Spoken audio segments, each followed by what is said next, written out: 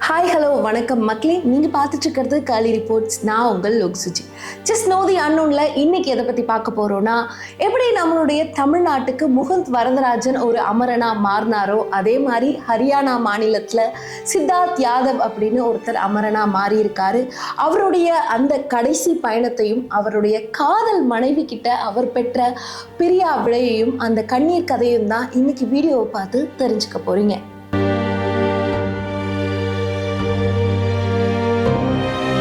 சித்தார்த் யாதவ், நான் ஆரம்பத்திலேயே எப்படி தமிழ்நாட்டுக்கு ஒரு முகுந்த் வரதராஜனோ அந்த மாதிரி இப்போ ஹரியானாக்கு சித்தார்த் யாதவ் அப்படின்னு சொல்றத வச்சு நீங்க கண்டுபிடிச்சிருப்பீங்க. உங்களுக்கு ஆல்ரெடி தெரிஞ்சிருக்கும்.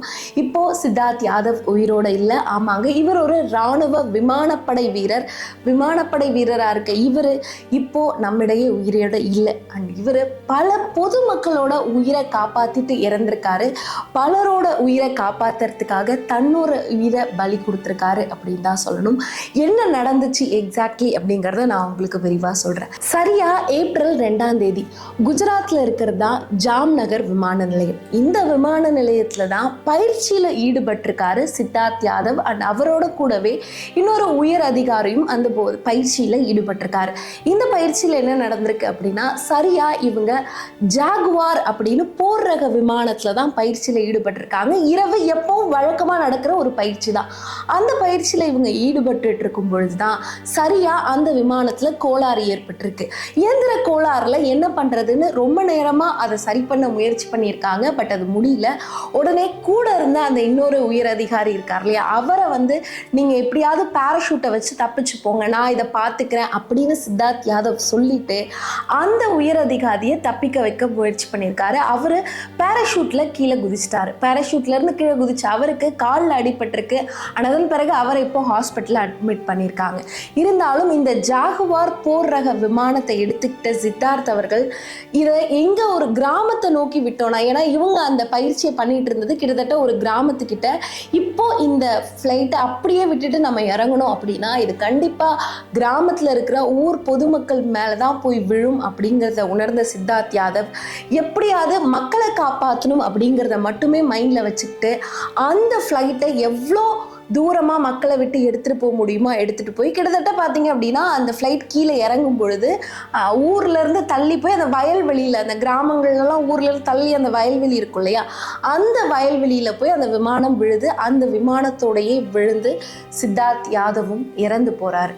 இவர் ஏப்ரல் 2 இறக்குறாரு. இவர் இறந்த பிறகு இந்த செய்திகள் வெளியே வந்தாலும் இப்போ இவரோட ஃபேமிலி பேக்ரவுண்ட், இவருடைய கதையை கேட்டு குறிப்பாக பல பேர் ஷாக்கிங்கில் இருக்காங்க. பல பேருக்கு அதிர்ச்சியாக தான் இருக்குது அப்படின்னு சொல்லணும். ஏன்னா இவரோட ஃபேமிலி குறித்து நான் முதல்ல சொல்லிடுறேன். இவர் மட்டும் கிடையாதுங்க. இவருடைய அப்பாவுடைய அப்பா, அதாவது சித்தார்த்தோடைய தாத்தா, அவருடைய அப்பா சித்தார்த்தோடைய கொள்ளு தாத்தா அப்படின்னு 4 தலைமுறையுமே ஆர்மியில் இருந்திருக்காங்க. இவங்க எல்லாருமே பார்த்தீங்க அப்படின்னா அடுத்தடுத்து நாட்டுக்காக சேவை செஞ்சவங்க.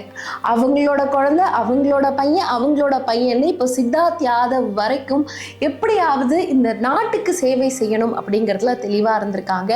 அப்படி சேவை செஞ்சுதான் சித்தார்த் யாதவ் இப்போ தன்னோட உயிரை விட்டிருக்காரு.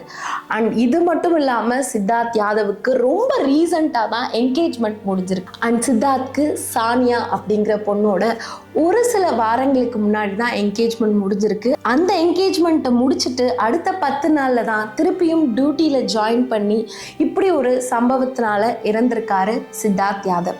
அண்ட் இவர் இறந்த பிறகு பல பேர் இந்த செய்தி கேட்டு வருந்தினாலும் இப்போ அவரை இறுதியா அடக்கம் பண்ணும்போது குறிப்பா அவருடைய காதல் மனைவி, அதாவது வருங்கால மனைவியாக போற சானியா அழுவுற அந்த வீடியோக்கள், அவங்க கதறி கதறி கேட்கிற பல விஷயங்கள் எல்லாரோட மனதையும் உருக்குற அளவுக்கு இருக்கு. அவங்களோட இந்த வீடியோ எஸ்பெஷலி நீ வரேன்னு சொன்னியே பேபி, என்னை கூட்டிட்டு போறேன்னு சொன்னியே அப்படின்னு சொல்லி அவங்க சித்தார்த் யாதவை பார்த்து அழற அந்த வீடியோ தான் இப்போ சமூக வலைதளங்கள்ல வைரல் ஆகிட்டு இருக்கு. இதோட கூடவே ரொம்ப ரீசெண்டா எடுத்த அவங்களோட அந்த என்கேஜ்மெண்ட் வீடியோவும் சேர்த்து வைரல் ஆகிட்டு இருக்கு. நிச்சயதார்த்தம் முடிஞ்சு இன்னும் நவம்பர் மாசத்துல இவங்க கல்யாணம் அப்படின்னு பிளான் பண்ணியிருந்தாங்க.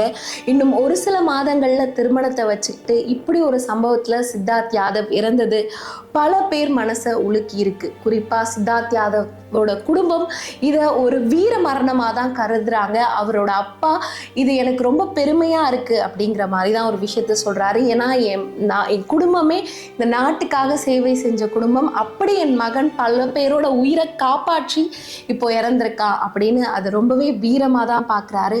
அண்ட் இதையெல்லாம் தாண்டி சானியாவோட வீடியோ, அதாவது அவருக்கு என்கேஜ்மெண்ட் பண்ணியிருந்த அந்த பொண்ணு கதறி அழுற வீடியோவும் இவங்களோட என்கேஜ்மெண்ட் வீடியோவும் இப்போ சமூக வலைதளங்களில் வைரல் ஆகிட்டு இருக்கு. இதுதான் இவரோட ஃபேமிலி பேக்ரவுண்ட். இப்போ இவரோட ஃபேமிலியோட இந்த உருக்கமான பல விஷயங்கள் தான் பலரை கண்கலங்க வச்சிருக்கு அப்படின்னு சொல்லணும். அண்ட் இதை தாண்டி ரொம்ப முக்கியமான ஒரு விஷயம் என்ன அப்படின்னா, இந்த விமானி சித்தார்த் யாதவ் அவர்கள் இயக்குன ஜாகுவார் போர் ரக விமானம். இந்த விமானம் கிட்டத்தட்ட 45 வருட பழைய விமானம் அப்படின்னு சொல்கிறாங்க.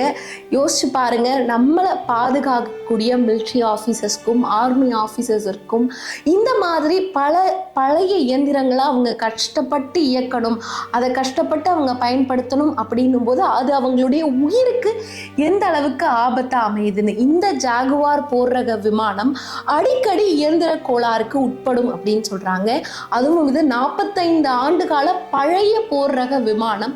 இந்த விமானம் இப்படி அடிக்கடி இயந்திர கோளாறுக்கு உட்பட்டு இப்போ சித்தார்த் யாதவோட உயிரை பலிவாங்கி இருக்கு. அண்ட் இந்த விஷயத்த கண்டிப்பா கவர்மெண்ட் மைண்ட்ல எடுத்துக்கும். ஏன்னா ஒரு போர்லையோ ஒரு சண்டையிலையோ ஒரு தீவிரவாதி கிட்ட ஒரு போரின் போதோ இராணுவ வீரர்கள் இறந்தாலோ மிலிட்ரி ஆஃபீஸர்ஸ் இறந்தாலோ அது டோட்டலி வேற. ஏன்னா அது போர், அவங்க சண்டை போடுறாங்க அப்படிங்கிறது. ஆனால் ஒரு பயிற்சியில் இருக்கும் பொழுது நார்மலாக நமக்கு இருக்கக்கூடிய சில குறைபாடுகளால் இந்த மாதிரி பழைய ரக விமானங்களை இயக்கிறதுனால ஒரு போர் விமானியை இந்த உலகம் இழக்குது, குறிப்பாக நம்மளுடைய இந்தியா இழக்குது அப்படின்னு சொல்லும்போது அது எவ்வளோ மோசமான விஷயம் அப்படின்னு யோசிச்சு பாருங்க. ஏன்னா நம்ம நார்மலாக ஒரு டே டு டே லைஃப்பை ரன் பண்ணி போயிடலாம் அப்படின்னு தான் எல்லாருமே நினைப்போம். பட் அதையெல்லாம் தாண்டி இந்த நாட்டுக்காக நான் சேவை பண்ணணும், இந்த நாட்டு மக்களுக்காக நான் இருக்கணும் அப்படின்னு நினைச்சு ஒரு வீரர்களும் முன் வர்றதே பெரிய விஷயம். அப்படி இருக்கும் பொழுது இந்த மாதிரி சுச்சுவேஷனால அவங்க உயிரிழக்கிறாங்க அப்படின்னும் போது இந்த விஷயம் கேட்கவே நம்மளுடைய மனசை உழுக்குதுன்னு தான் சொல்லணும். சித்தார்த் யாதவுக்கு என்ன நடந்தது, எப்படி அவர் இறந்தாரு, இது பின்னாடி இருக்கக்கூடிய விஷயம் என்ன அப்படிங்கிறத தெளிவாக உங்கள்கிட்ட சொல்றதுக்காக தான் இந்த வீடியோவை பண்ணேன். இந்த மாதிரி இன்னும் பல தகவல்களை தெரிஞ்சுக்க மறக்காம கர்லி ரிப்போர்ட்ஸை சப்ஸ்கிரைப் பண்ணுங்க. இதே மாதிரி இன்னொரு தெளிவான தகவலோட உங்களை சந்திக்கிறேன்.